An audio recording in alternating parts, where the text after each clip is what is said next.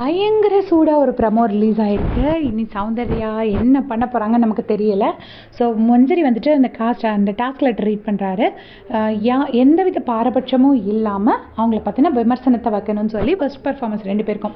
Last week வந்து 2 best performer எடுபடியாக இருக்கணும் அப்படின்னு சொல்லியிருப்பாங்க. இந்த வீக் வந்து எந்த பாரபட்சமும் இல்லாமல், அதாவது எந்த ஃபில்டரும் இல்லாமல் பச்சையாக சொல்லணுங்கிறது தான் பிக் பாஸ் அப்படி சொல்லியிருக்காரு.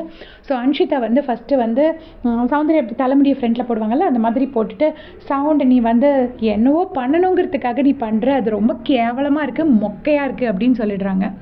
ஸோ சௌந்தர்யோட ஃபேஸ் பார்க்கணுமே நீங்கள். அப்புறம் அடுத்து வந்து வர்ஷினி சொல்கிறாங்க, நீங்கள் க்யூட்டுன்னு நினச்சிட்டு பண்ணுறீங்களா, அது ஒன்றுமே சுத்தமாக நல்லா இல்லை அப்படின்னு சொல்லிட்டு வர்ஷினி சொல்கிறாங்க. ஸோ இந்த 2 கமெண்ட்ஸ் தான் நமக்கு காட்டுறாங்க. அந்த காட்டினோடனே சௌந்தர்யா அவங்களோட சிக்னேச்சர் ரியாக்ஷன் கொடுக்குறாங்க.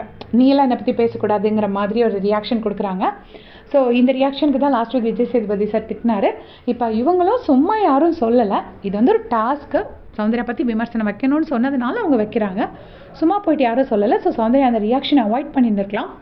அதுக்கடுத்து சிவா பற்றிட்டு நம்ம ஆர்ஜே ஆனந்த் எப்போவுமே கொஞ்சம் டீசெண்டாக தான் பேசுவாங்க. அதனால பாப்பாயா பார்த்தோம், ஒரு கேரக்டராக பார்த்தோம். சிவாவை நாங்கள் இன்னும் சிவாவாக பார்க்கல, அதாவது ஒரிஜினாலிட்டியில் சிவா இன்னும் கேம் ப்ளே பண்ணலைங்கிற மாதிரி சொல்கிறாங்க. ஓகே ஃபைன், நல்ல ஒரு இதுதான். அதுக்கு அடுத்து பார்த்திங்கன்னா தர்ஷிகா சொல்கிறாங்க, எங்கள் சைடு இருக்கிற உப்பையும் சேர்த்து போட்டு உங்களுக்கு தரோம், அப்படியாச்சும் உங்களுக்கு கொஞ்சம் ரோஷம் வருதான்னு பார்க்கலாம் அப்படின்னு சொல்கிறாங்க. ஸோ இது கொஞ்சம் ரொம்ப ஹார்ஷாக தான் இருந்துச்சு. பட் ஸ்டில் ஓகே, அது அவங்களுக்கு கொடுக்கப்பட்ட டாஸ்க், அதனால தான் எல்லோரும் இப்படி பேசுகிறாங்க. ஸோ இன்றைக்கி வந்துட்டு எல்லோரும் பச்சையாக சொல்ல போகிறாங்கன்னா செம்மையாக சொல்லுவாங்க.